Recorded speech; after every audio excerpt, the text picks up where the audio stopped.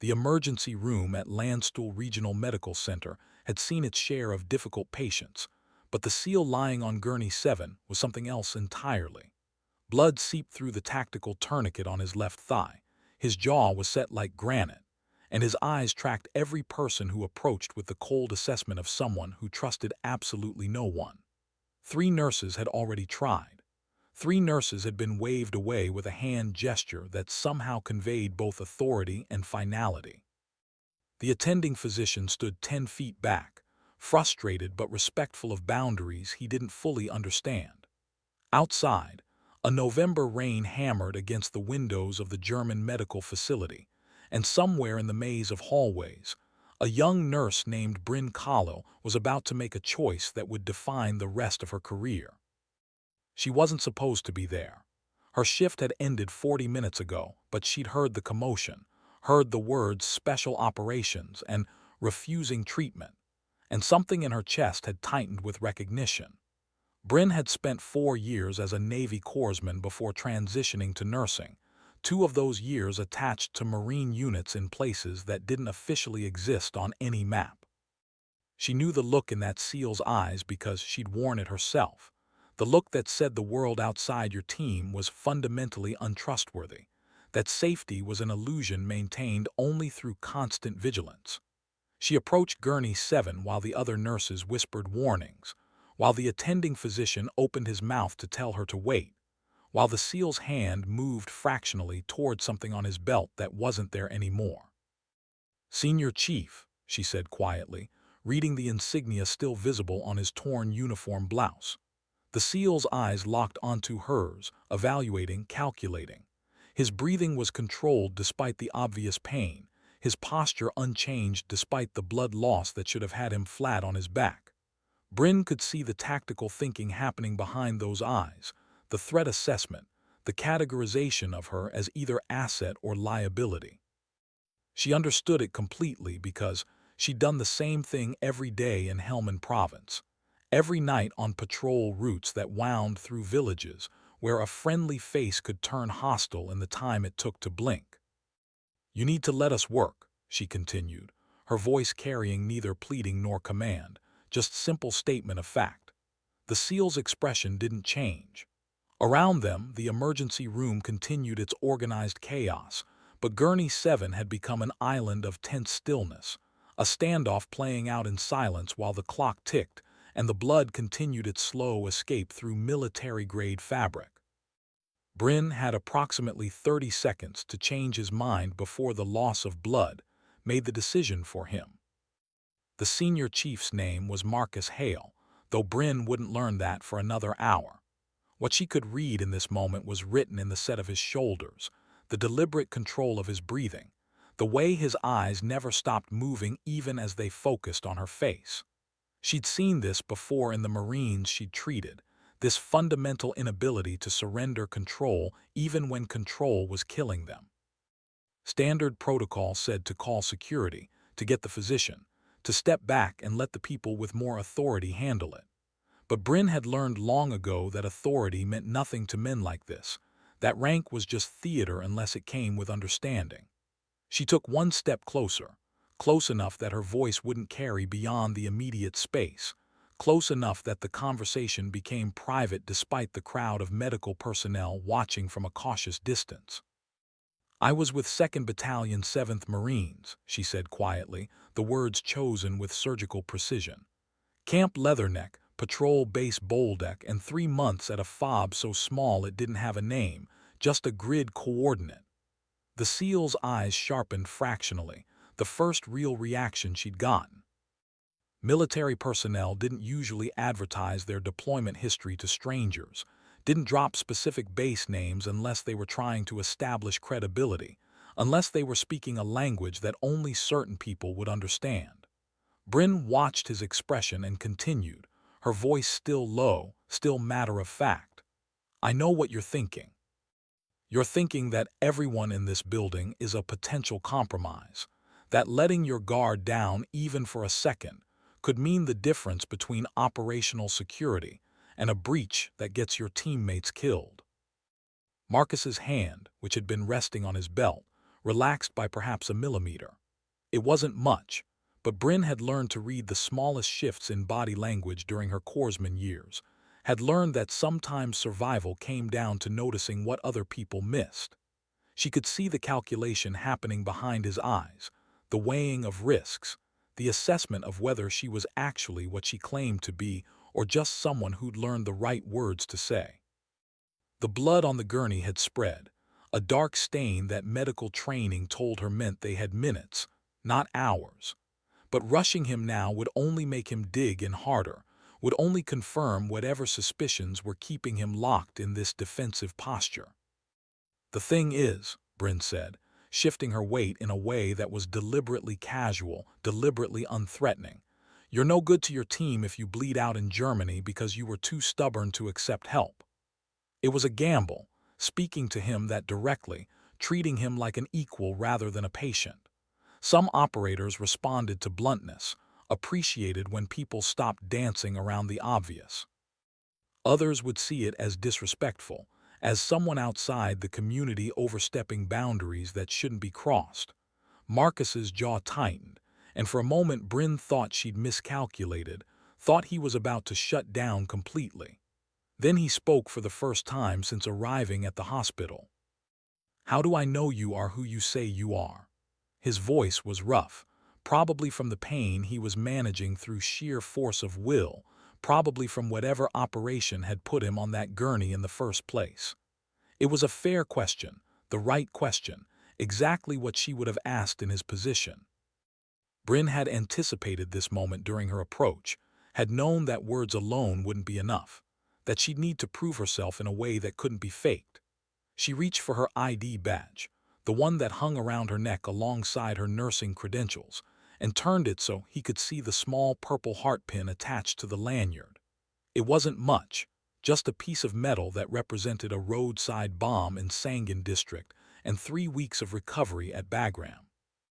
But more importantly, she pulled up her left sleeve, revealing a tattoo that ran from wrist to elbow, the rod of Asclepius intertwined with an M4 rifle, and beneath it, coordinates that corresponded to a firebase that had been overrun on a night in 2019. The SEAL's eyes tracked across the ink, reading it the way someone fluent in a specific language would read text. These weren't decorations meant for civilians, weren't symbols chosen for their aesthetic appeal. They were credentials, proof of presence in places and moments that couldn't be fabricated, couldn't be borrowed from someone else's story. Marcus looked from the tattoo back to her face, and something in his expression shifted fractionally. Not trust, not yet, but perhaps the beginning of recognition, the acknowledgement that she might actually understand the world he operated in. "2nd Battalion 7th Marines," he repeated, testing the words, checking them against whatever database of knowledge he carried in his head. "You would have overlapped with MARSOC teams running interdiction ops in Helmand." It was a statement, but also a question, another test to verify her credentials.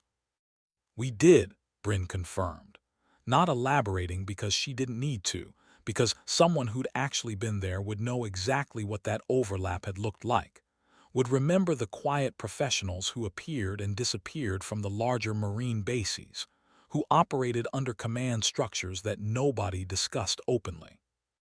She watched Marcus process this information, watched him weighing her responses against the paranoia that had kept him alive through however many deployments to however many countries whose names would never appear in his official record.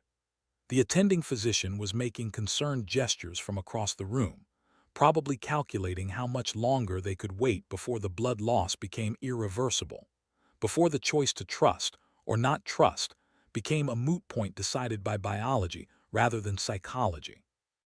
But Bryn kept her focus on Marcus, understanding that this moment was a hinge, that everything depended on the next 30 seconds. "I'm going to ask you something," Marcus said, his voice even quieter now, barely audible over the ambient noise of the emergency room. "And if you answer it correctly, I'll let you work. If you don't, I walk out of here under my own power and we pretend this conversation never happened." The metallic taste of adrenaline filled Bryn's mouth, the recognition that she was about to be tested on knowledge she might or might not possess, that the parameters of this test were entirely in Marcus's control.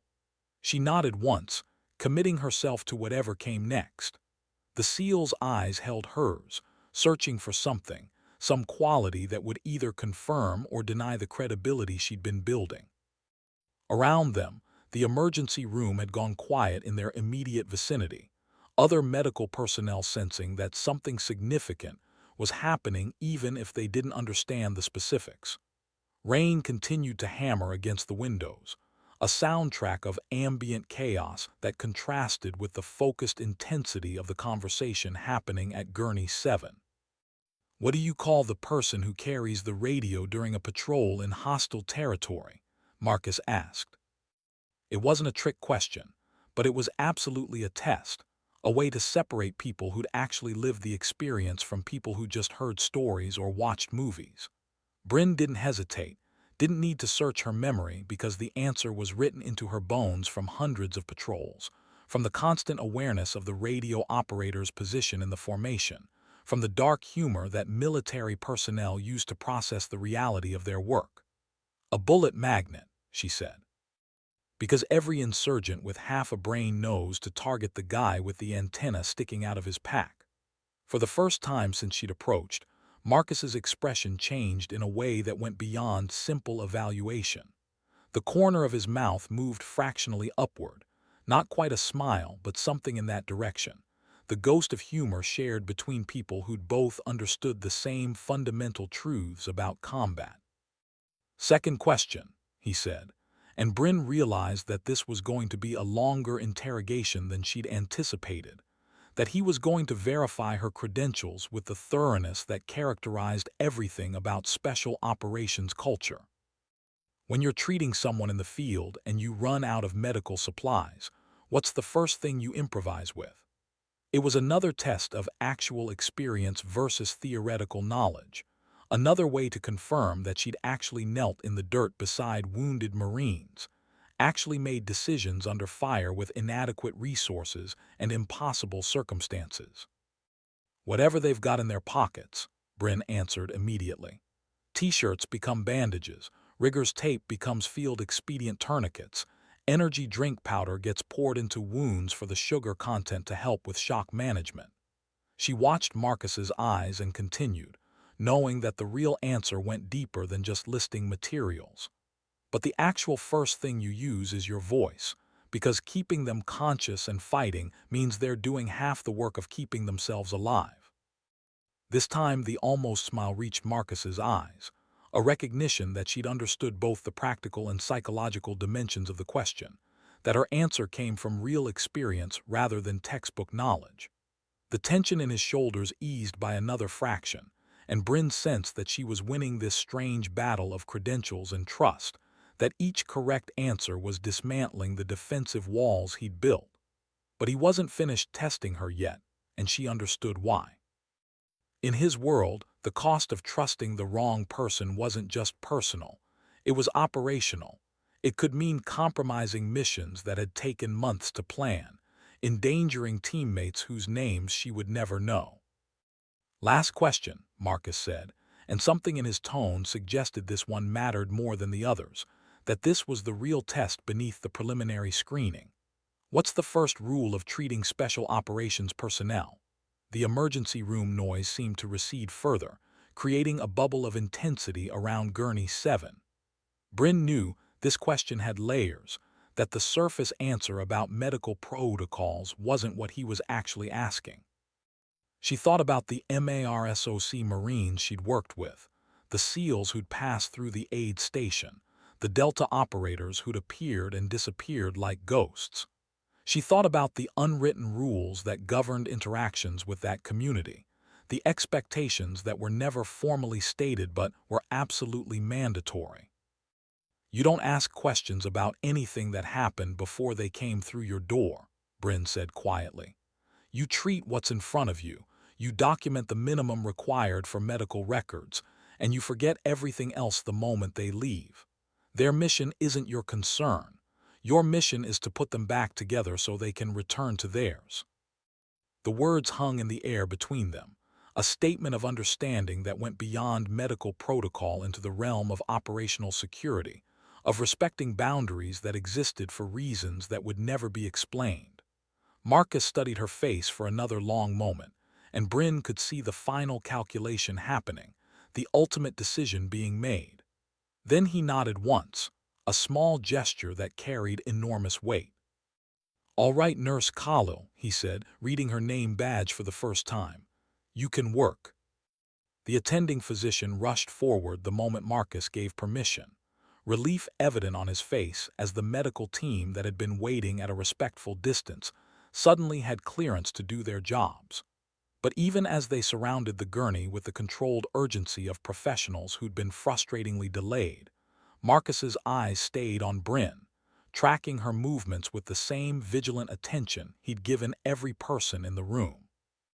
She understood what he was doing, understood that permission to treat wasn't the same as complete trust, that he would be monitoring everything they did with the hypervigilance that had been trained into him through countless operations in countless countries. Bryn moved with deliberate efficiency, her hands steady as she cut away the tactical tourniquet, as she assessed the wound that had been hidden beneath field dressings applied by someone who clearly knew what they were doing. The injury was a through-and-through gunshot wound to the left thigh, missing the femoral artery by perhaps 2 centimeters, close enough that whoever had applied the first aid had been right to tourniquet aggressively. There was shrapnel damage around the entry wound, suggesting the round had fragmented or passed through something else first, and the tissue damage spoke to a high-velocity round, probably 7.62 millimeter, probably fired from a range close enough to be terrifying. While the physician called out orders and other nurses moved with practiced coordination, Bryn worked on establishing IV access, her movements economical and sure. Marcus watched her hands, watched the needle, watched everything with an intensity that might have been unnerving if she hadn't understood it completely. "This is going to hurt," she said matter-of-factly, not apologizing because apologies would have felt condescending, would have implied that he didn't already know exactly what was coming. Marcus's jaw tightened fractionally, but he didn't look away, didn't close his eyes, maintained the same controlled awareness he'd shown since arriving. The IV went in cleanly, and Bryn secured it with the efficiency of someone who'd done this procedure hundreds of times in conditions ranging from sterile operating rooms to the backs of moving vehicles under fire. Around them, the emergency room team worked with the smooth coordination of professionals who'd learned to function together, but Bryn remained Marcus's primary focus, the person he'd given permission, the one whose credibility he'd verified through questions that tested not just knowledge but understanding. "How bad?" Marcus asked as the physician probed the wound, as the full extent of the damage became visible under the harsh fluorescent lights. It was a simple question but loaded with implications, with the need to assess whether this injury would sideline him temporarily or permanently, whether it would affect his ability to return to the teams, whether it represented the end of something he'd built his entire identity around. Bryn looked at the wound with the clinical assessment of 4 years as a corpsman and 2 years as a trauma nurse, calculating angles and tissue damage and probable recovery timelines. "You'll keep the leg," she said, because that was always the first concern, the baseline anxiety that every operator carried about injuries that might end careers. "Missed the major vessels, missed the bone. You're looking at surgery to clean out the fragmentation, probably 6 weeks of physical therapy, then a fitness assessment before you return to full duty." She watched his expression as she delivered the prognosis, saw the tension ease fractionally at the confirmation that this wasn't career-ending, that it was a temporary setback rather than a permanent disability. The physician glanced at her with slight surprise, probably wondering why a nurse was providing what should have been his assessment. But Bryn had learned that operators didn't trust prognoses from people who didn't understand what full duty actually meant in their world, who thought recovery meant being able to walk to the mailbox rather than being able to march 40 miles with 100 pounds of gear. 6 weeks, Marcus repeated, and she could hear him already calculating the timeline, already planning his recovery with the same meticulous attention he probably brought to mission planning. That's optimistic. It wasn't a challenge, just an observation from someone who understood that recovery timelines were often aspirational rather than realistic. It's achievable if you follow the protocol exactly and don't try to accelerate the process, Bryn replied, anticipating the question beneath the statement. Which means you actually rest for the first 2 weeks instead of trying to do single-leg squats in your hospital room when you think nobody's watching. The almost smile returned to Marcus's face, acknowledgement that she'd correctly predicted exactly what he would have done, exactly how operators approached recovery, as if it were just another obstacle to overcome through willpower and discipline. The physician had finished his initial assessment and was explaining the surgery procedure, but Marcus's attention remained partially on Bryn, as if she were the translator for medical information he didn't quite trust from other sources. As the team prepared to move Marcus to surgery, as the immediate crisis resolved into the manageable crisis of a complicated but survivable wound, Bryn felt the adrenaline begin to ebb, replaced by the strange emptiness that always followed high-stakes moments. She'd won his trust through a combination of credentials, knowledge, and understanding, had passed tests she hadn't known she'd be taking when she'd walked over to Gurney 7. But she also understood that this was just the beginning, that treating special operations personnel meant entering a world of unspoken rules and unstated expectations, where trust had to be continuously re-earned through actions rather than words. Marcus reached out as they began to wheel the gurney toward the surgical suite, his hand catching her wrist with surprising gentleness given the strength she could feel in his grip. "Thank you," he said simply, and the words carried weight beyond their surface meaning, acknowledgement of something deeper than just medical treatment, recognition that she'd seen him not as a difficult patient, but as someone operating under constraints that most people would never understand. Bryn nodded, not trusting herself to speak past the sudden tightness in her throat, not wanting to diminish the moment with unnecessary words. Then he was gone, wheeled through doors that swung shut behind him, and she was left standing in the emergency room with the attending physician looking at her with a mixture of respect and confusion. "How did you do that?" he asked, gesturing toward where Marcus had been. "3 nurses couldn't get him to cooperate, and you walked up and had him agreeing to treatment in under 5 minutes. Bryn looked at the blood on her gloves, at the empty space where Gurney 7 had been, at the rain still hammering against the windows of the German medical facility. She thought about the Marines she'd treated in Helmand Province, about the unspoken languages that existed between people who'd shared certain experiences, about the codes and credentials that couldn't be learned from textbooks or taught in formal training. "I spoke his language," she said finally, stripping off her gloves and disposing of them with practiced efficiency. "Sometimes that's all it takes." The physician nodded slowly, but she could see he didn't quite understand, couldn't quite grasp the dimensions of what had just happened. That was fine. Understanding that particular language required experiences she wouldn't wish on anyone, required standing in places where the margin between life and death was measured in seconds and decisions, required earning credibility through actions that left marks both visible and invisible. Later, after the excitement had died down, after Marcus was in surgery, and the emergency room had returned to its normal controlled chaos, Bryn sat in the break room with a cup of coffee going cold in her hands. Her shift had ended 2 hours ago, but leaving seemed impossible, felt like abandoning something unfinished. She thought about the questions Marcus had asked, about the tests he'd put her through, about the moment when she'd shown him her tattoo and he'd read it like text in a language they both spoke fluently. She thought about the calculation in his eyes, the careful weighing of trust against security, the fundamental tension between needing help and maintaining the operational discipline that had kept him alive through however many deployments to however many places. And she thought about her own journey from corpsman to nurse, from someone who'd treated wounds in the field to someone who treated them in sterile hospitals, about the transition that had never quite felt complete, because part of her still belonged to those dusty patrol bases and that constant low-grade fear. The door to the break room opened, and another nurse named Kelly entered, someone Bryn had worked with for the past 6 months but never really connected with beyond professional courtesy. "I heard you got the SEAL to cooperate," Kelly said, pouring herself coffee from the pot that had been sitting on the warmer for too long. "That was impressive." Bryn shrugged, uncomfortable with the attention, uncomfortable with the implication that she'd done something extraordinary rather than just speaking a language she happened to know.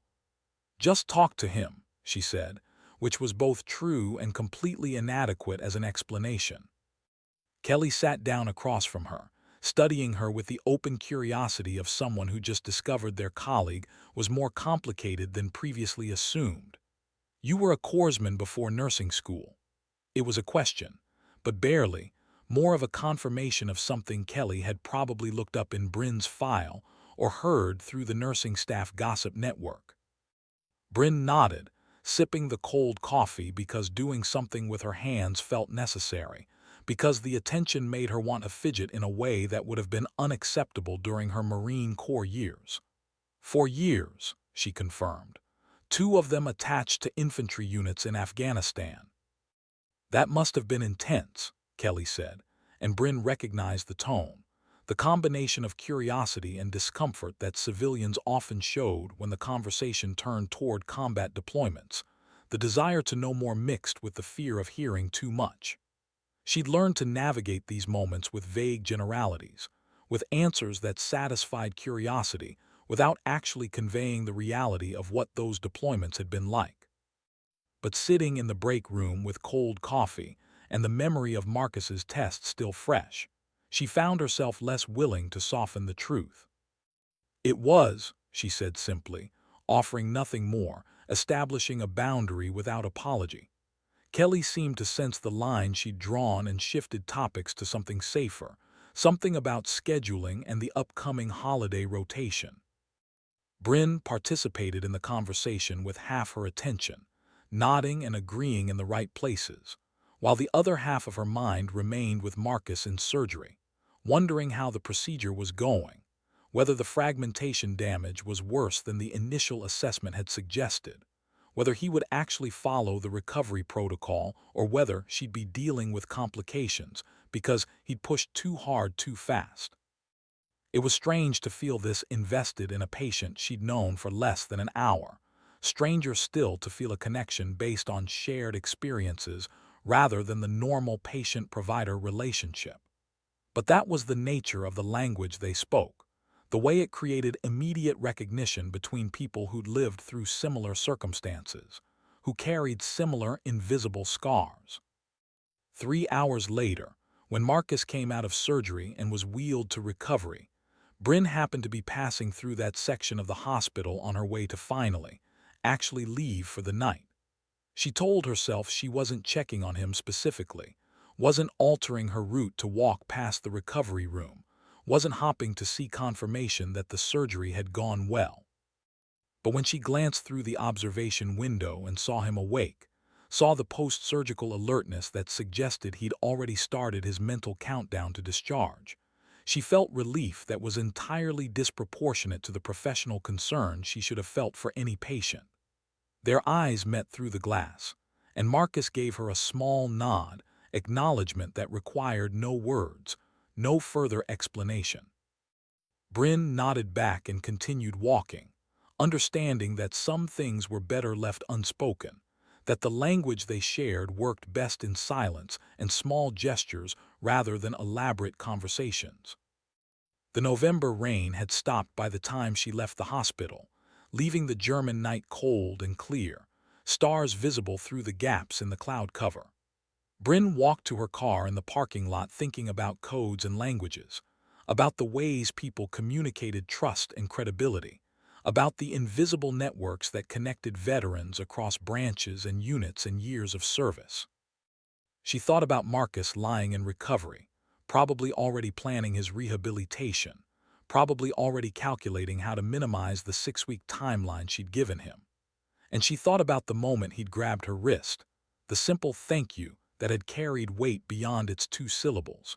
Recognition passing between people who understood that sometimes the most important help came not from those with the most authority, but from those with the most understanding. As she drove through the quiet streets of Germantown near the medical center, Bryn realized that something had shifted during her interaction with Marcus, that she'd reconnected with a part of herself she'd been trying to integrate into civilian nursing, trying to translate into a world that didn't quite understand the language. Maybe that was okay. Maybe some languages weren't meant to be translated, only spoken between those who'd earned the right to know them. When Bryn returned to work 2 days later, she learned that Marcus had been asking for her specifically, that he'd refused to work with the physical therapy staff until they'd consulted with the corpsman who understood the timeline. The phrase made her smile despite herself, despite the complications it would create in her schedule, despite the way it would mark her as different from the other nurses, someone with special access to special patients. She went to his room during her break, finding him sitting up in bed working through range of motion exercises that should have been too painful to attempt this early in recovery. He stopped when she entered, and she could see him reading her expression, checking whether she would be impressed by his dedication or frustrated by his refusal to follow protocols.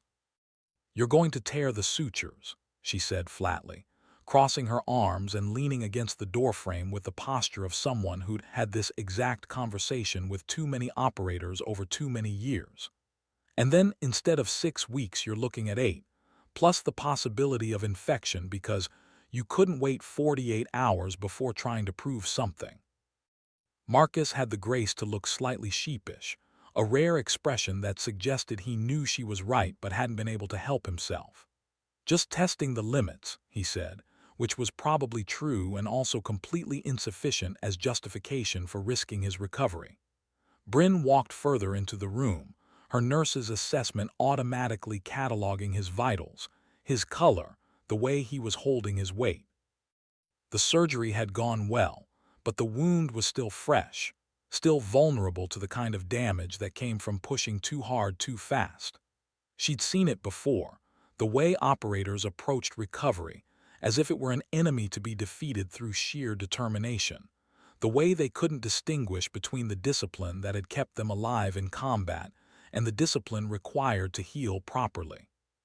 "Here's what's going to happen," she said, pulling up a chair and sitting down at eye level, establishing this as a conversation between equals rather than a lecture from authority to subordinate. "You're going to work with the physical therapy staff according to the actual timeline, not the accelerated timeline you've invented in your head.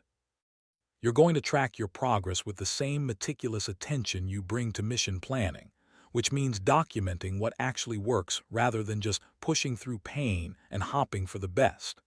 She watched Marcus process this, watched him weighing her words against his own instincts. "And if you have questions or concerns about the recovery protocol, you come to me first before you decide to improvise." It was a compromise, acknowledgement that she couldn't stop him from pushing himself, but could at least channel that energy into something more controlled, more strategic.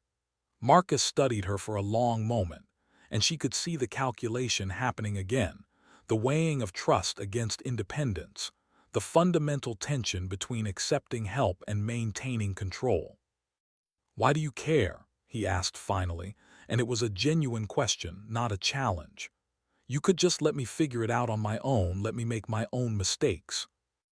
Bryn considered the question seriously, thinking about the real answer beneath the professional response she could have given about patient outcomes and nursing responsibilities.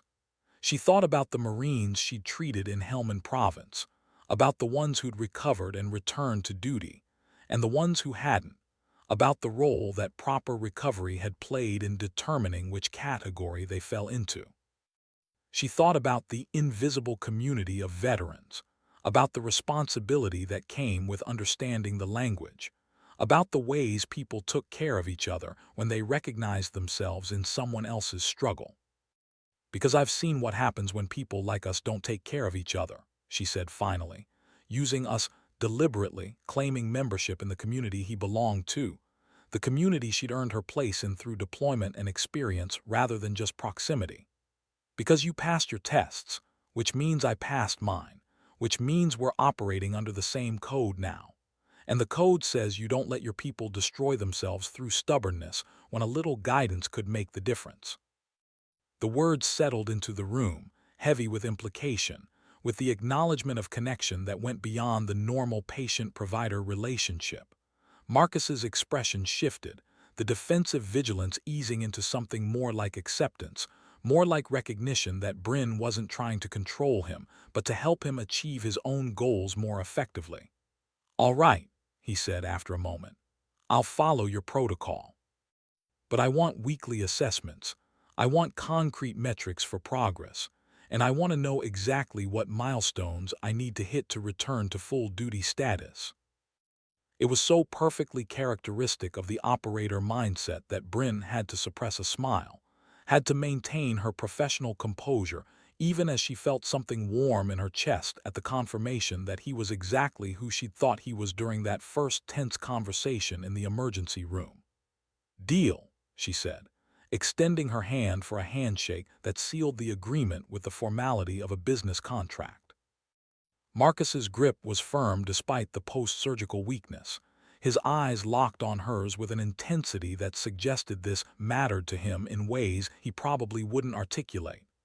They shook once, and the gesture carried weight beyond its physical motion, confirmation of mutual respect and understanding, acknowledgement that they were both taking this seriously.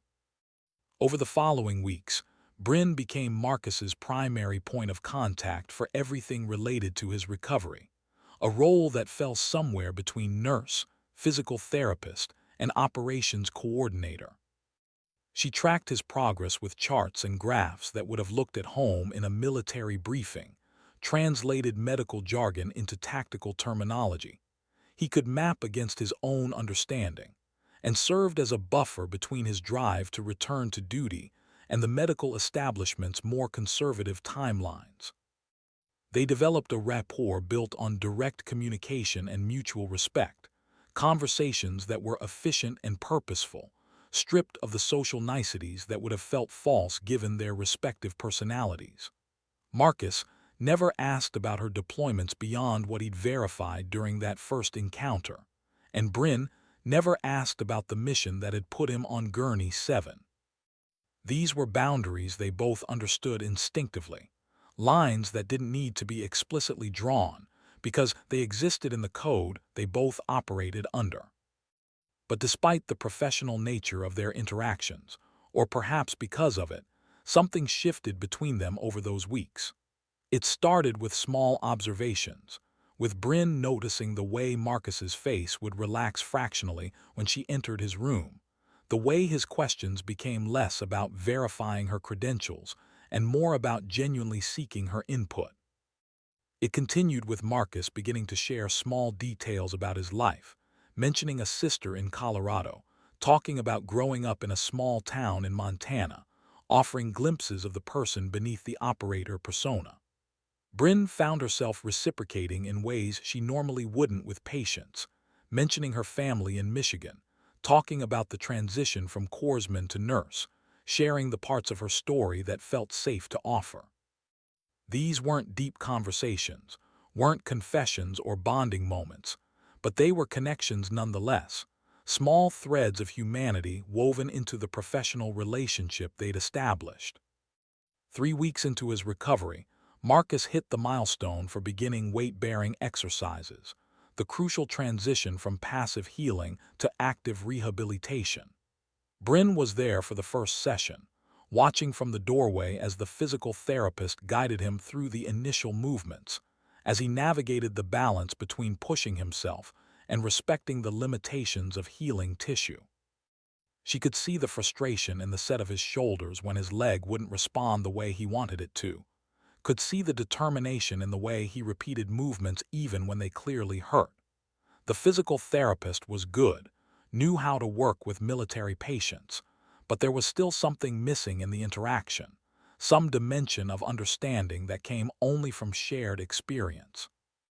When the session ended and Marcus was back in his room, clearly annoyed by the gap between his expectations and his current capabilities, Bryn went in and closed the door behind her. "Talk to me," she said, pulling up the chair that had become her usual position, the spot where she delivered assessments and challenged his assumptions, and occasionally reminded him that recovery was a marathon, not a sprint. Marcus looked at her with an expression that was equal parts frustration and resignation, the look of someone who wanted to maintain the stoic operator image but was too tired to fully commit to the performance. "It should be further along," he said finally, gesturing toward his leg with a movement that contained more anger than the simple motion warranted. "3 weeks, and I can barely walk across the room without wanting to punch something." Bryn nodded, not disagreeing, not trying to minimize his frustration with platitudes about how everyone healed differently or how he was actually making excellent progress. Those things were true, but they weren't what he needed to hear in this moment. "You took a high-velocity round through muscle tissue and came within 2 centimeters of bleeding out before you even made it to surgery," she said matter-of-factly. "3 weeks later, you're walking. That's not slow, that's actually remarkable. But it doesn't feel remarkable because you're comparing yourself to where you were before the injury instead of where you were 3 weeks ago." Marcus absorbed this with the same focused attention he brought to everything, processing the logic beneath the words, weighing them against his own assessment. "The teams won't wait forever," he said quietly, and Bryn heard the real fear beneath the statement, the anxiety that his position would be filled, that he would be seen as too damaged to return, that the injury would mark the beginning of the end rather than just a temporary setback. "No, they won't wait forever," Bryn agreed, because lying would have insulted both of them. "But they also won't take you back until you can actually do the job, and if you push too hard now and re-injure yourself, you're looking at starting over from zero instead of building on the progress you've already made." She leaned forward, elbows on her knees, closing the distance between them in a way that made the conversation more intimate, more real. "You know this. You know that tactical patience is part of the skill set. You know that sometimes the fastest way to the objective is the route that looks slower on the map, but doesn't get you killed." The words hung in the air between them, military metaphor applied to medical reality, the language of operations translated into the context of recovery. Marcus's expression shifted fractionally, acknowledgement that she'd made a point he couldn't easily dismiss, that she'd used his own logic against his frustration. "You're comparing this to tactical patience," he said, testing the metaphor, checking whether it actually held up under scrutiny. "But tactical patience assumes you have good intelligence about what's ahead, about the timeline and the obstacles. This is just uncertainty." And there it was, the real issue beneath the frustration. Not the physical limitations, but the loss of control, the inability to plan and execute with the precision that had defined his professional life. Bryn understood it completely because she'd felt the same thing during her own transition from active duty to civilian life. The disorientation that came from operating without the clear structures and hierarchies that made military life predictable even when it was dangerous. "You have good intelligence," she said firmly. "You have medical imaging showing exactly how the tissue is healing. You have documented progress on every metric we're tracking. You have a physical therapist who specializes in tactical athletes and a nurse who actually understands what full duty means in your context." She held his gaze, making sure he was really hearing her. "What you don't have is the ability to make this go faster through willpower alone, and that's what's actually bothering you. Not the uncertainty, but the lack of control." Marcus was quiet for a long moment, his expression unreadable in the way that probably served him well during operations, during moments when showing emotion would have been a tactical disadvantage. Then he exhaled slowly, some of the tension leaving his shoulders. "You're not wrong," he admitted, and the acknowledgement cost him something. Bryn could see it in the set of his jaw, in the way his hands gripped the edge of the bed. "I'm used to being able to push through things, to make progress happen through effort and discipline. This is different." "It is different," Bryn confirmed, But different doesn't mean impossible. It just means you need to adjust your approach. She stood up, preparing to leave him alone with his thoughts, understanding that sometimes the best thing she could offer was space to process rather than more conversation. But before she reached the door, she turned back. For what it's worth, you're one of the most disciplined patients I've ever worked with. The problem isn't your work ethic, it's that you're applying the wrong kind of work ethic. Recovery isn't about pushing harder, it's about pushing smarter. And I know you know how to do that, because that's literally what keeps you alive in your actual job. She left before he could respond, understanding that the words would land better if she didn't wait around for acknowledgement, if she trusted him to process the message on his own time. As she walked back to the nurse's station, Bryn reflected on how invested she'd become in Marcus's recovery, how his progress had started to matter to her in ways that went beyond professional pride or even the connection of shared military experience. There was something about his particular combination of competence and vulnerability, the way he showed up fully to the work of recovery while clearly struggling with the limitations it imposed, that resonated with her own ongoing struggle to integrate her military identity into civilian life. They were different struggles, certainly, but they stemmed from the same root: the challenge of maintaining the discipline and purpose that military service had provided, while operating in a world that didn't have the same clear structures and codes. That evening, after her shift ended, Bryn found herself thinking about the conversation in Marcus's room, about the way she challenged him to reframe his approach to recovery. She thought about her own journey, about the moments when she'd had to make similar adjustments, when she'd had to accept that the skills that had served her well as a corpsman didn't all translate directly into civilian nursing, that some things required learning new approaches rather than just trying harder at old ones. She'd been lucky, she realized, to have had mentors who understood the transition, who'd helped her navigate the gap between military medicine and civilian health care. Marcus deserved that same kind of support, someone who could help him bridge the gap between operator and recovering patient, between the person who executed missions and the person who needed to accept temporary limitations. Over the next 2 weeks, something changed in Marcus's approach to recovery. He still worked hard, still showed up to every physical therapy session with the same focused intensity, but the quality of the effort shifted. Instead of pushing against pain as if it were an enemy to be defeated, he started listening to it as information, as data points that informed his tactical decisions about how much to push and when to rest. Instead of viewing setbacks as failures, he began tracking them as variables to be understood and accounted for. Bryn watched the transformation with a mixture of relief and professional satisfaction, understanding that she'd helped him make a crucial cognitive shift, that the work she'd done went beyond just medical care into something more fundamental about how people approach challenges and limitations. By week 5, Marcus was ahead of schedule on most metrics, his recovery progressing with the kind of steady improvement that came from disciplined effort properly applied. The physicians were impressed, the physical therapist was cautiously optimistic, and Bryn felt the particular satisfaction of watching a plan come together exactly as predicted.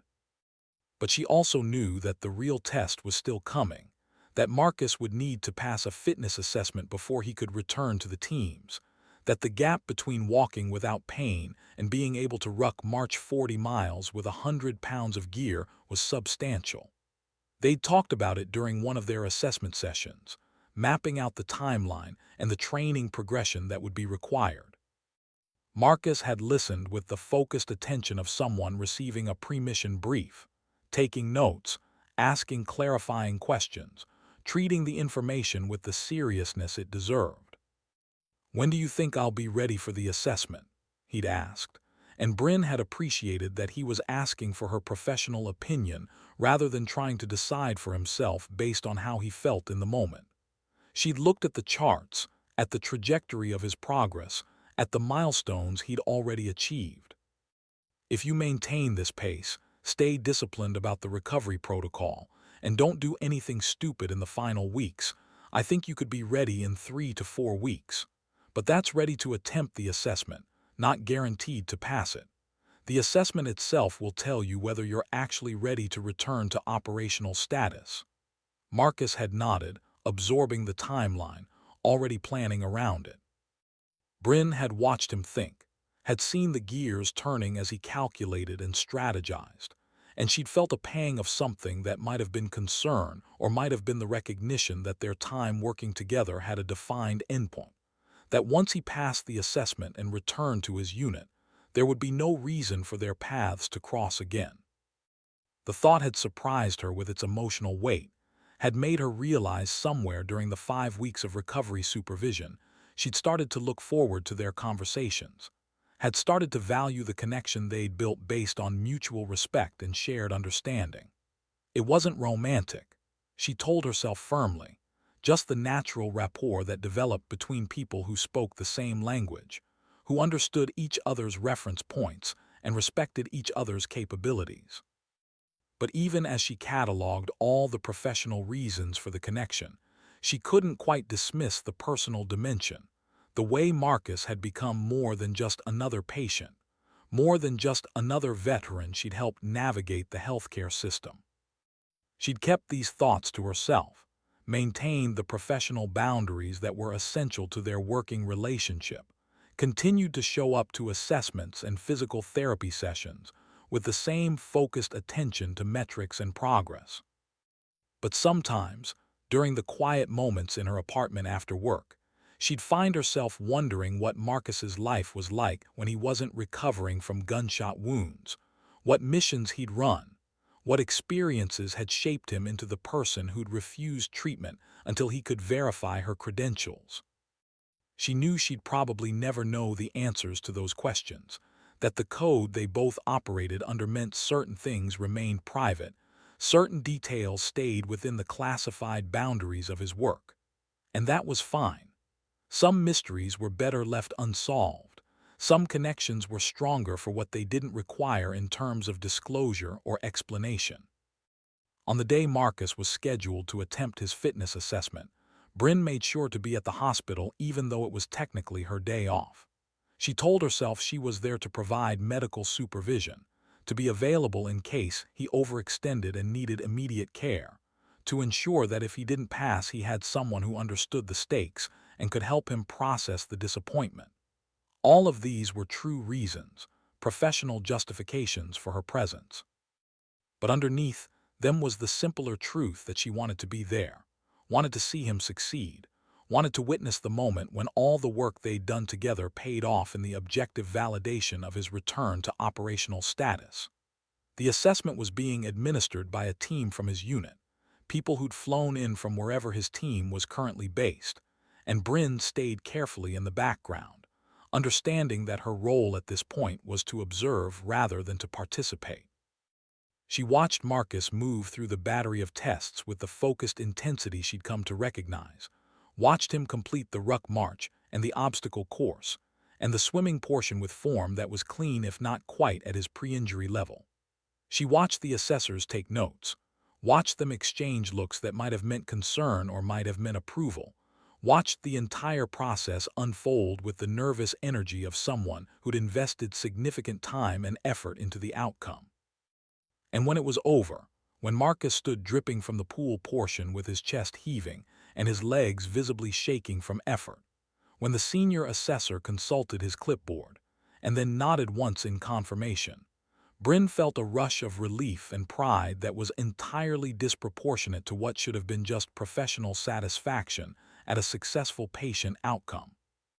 Marcus passed, not with the margins he probably would have wanted, not with the ease he would have shown before the injury, but definitively and objectively, he passed every metric required for return to full-duty status. Bryn watched him receive the news with characteristic composure, watched him shake hands with the assessors with the formality of someone concluding official business, watched him maintain the professional demeanor that his position required.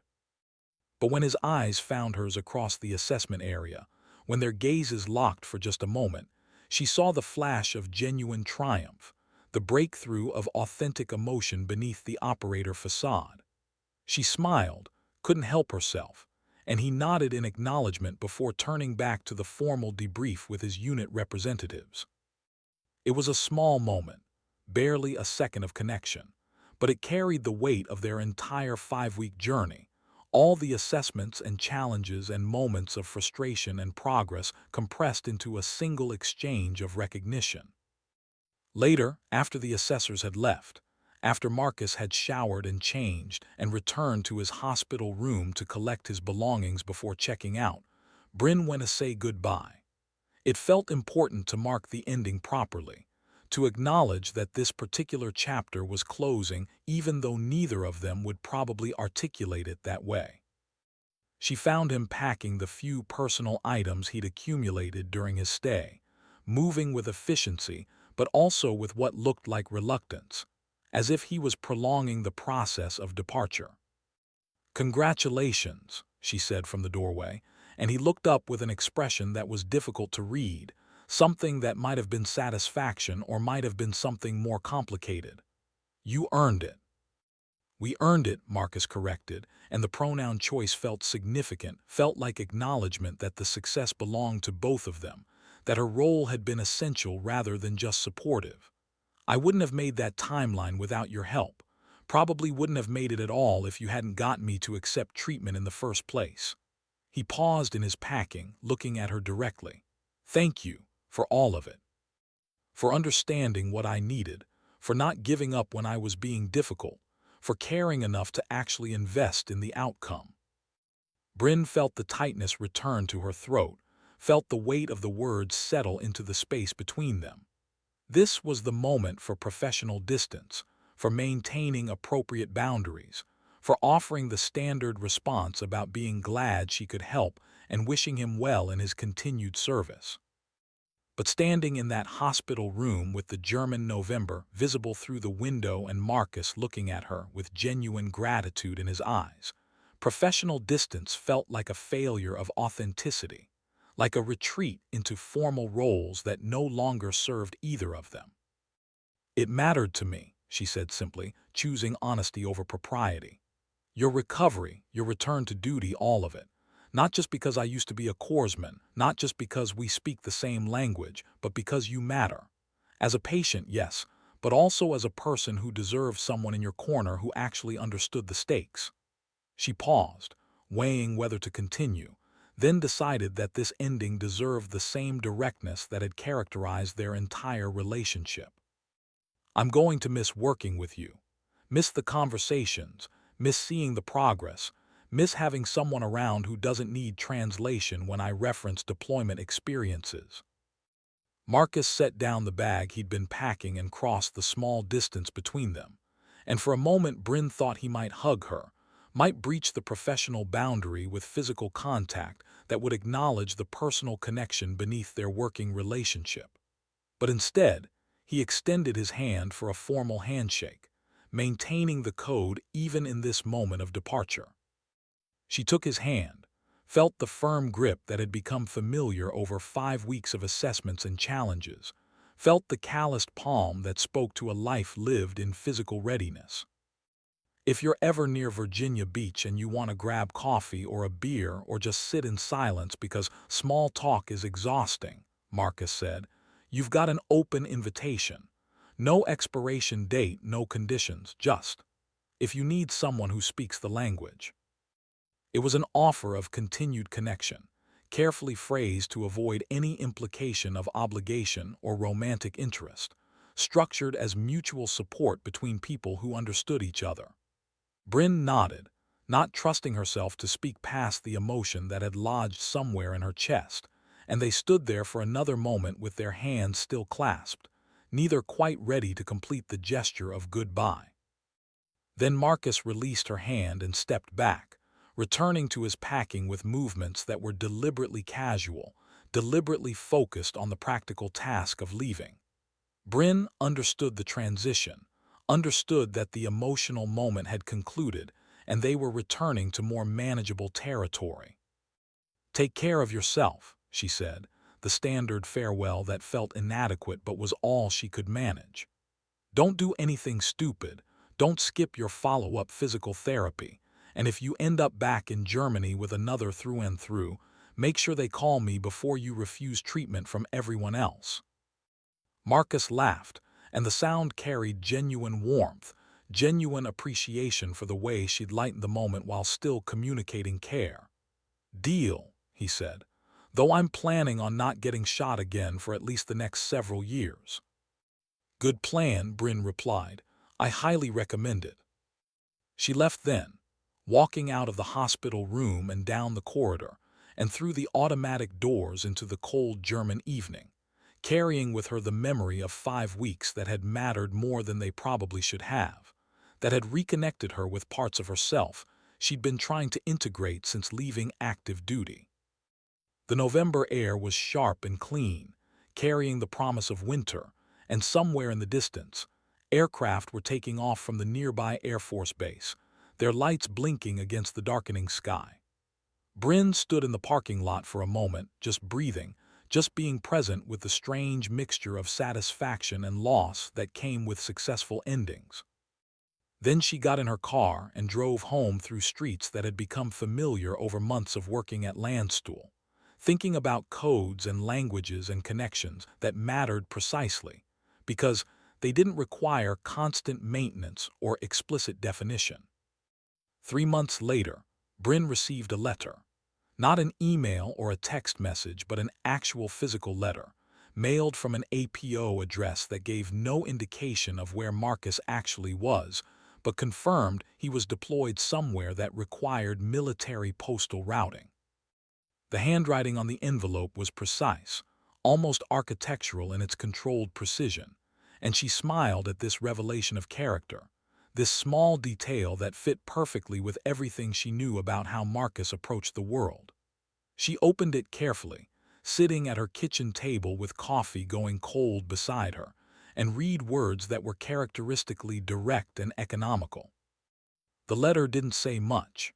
Marcus reported that he'd completed his first mission back with the teams without complications, that the leg had held up better than he'd expected, that the physical therapy protocols she'd helped him establish had become part of his ongoing maintenance routine. He thanked her again for her help, mentioned that he'd recommended her approach to other operators who were dealing with injuries, noted that she'd apparently started a trend of asking for the corpsman who understands the timeline whenever team guys ended up at Landstuhl.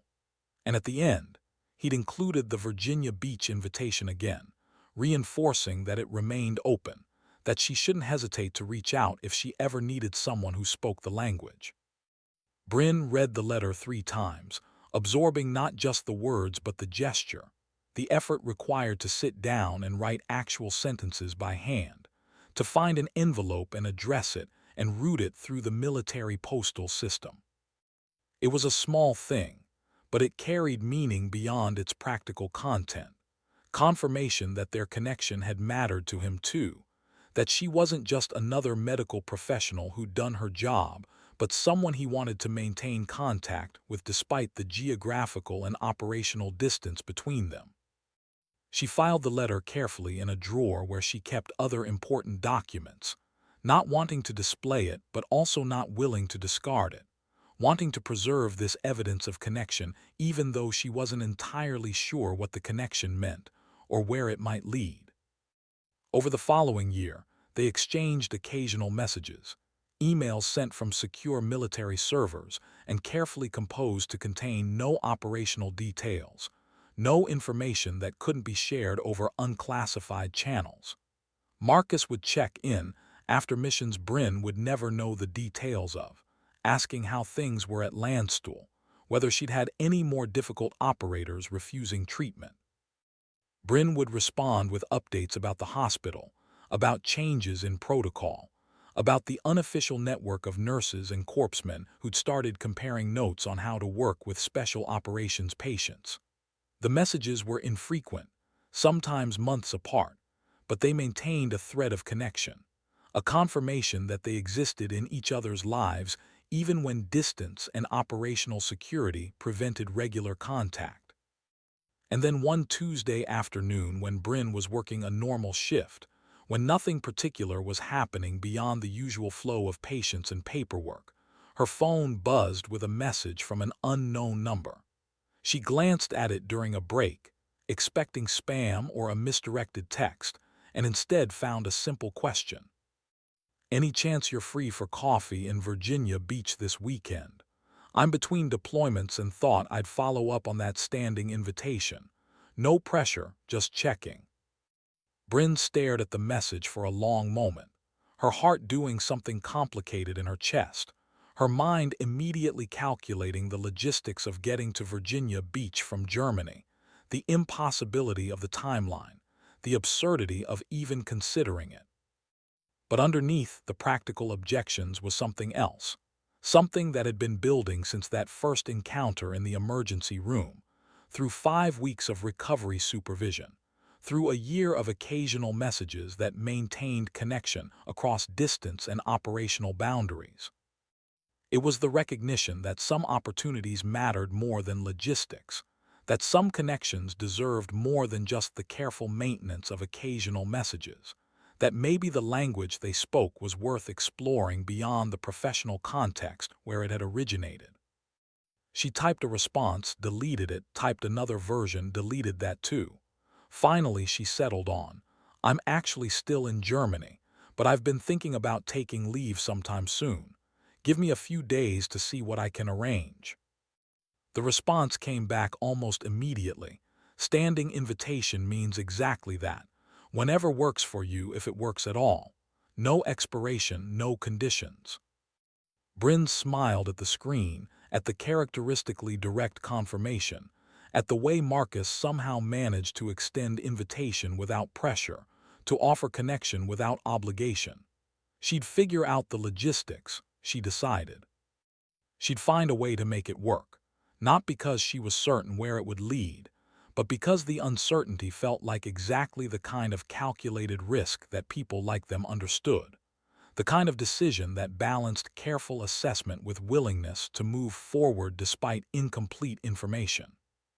That evening after her shift, she started looking at flights to Virginia Beach, started mapping out leave schedules and hotel options, and all the practical details that would need to align for this to become more than just a theoretical possibility. And as she planned, she thought about codes and languages, about trust earned through tests and questions, about connections that started with professional respect and evolved into something harder to define but no less real.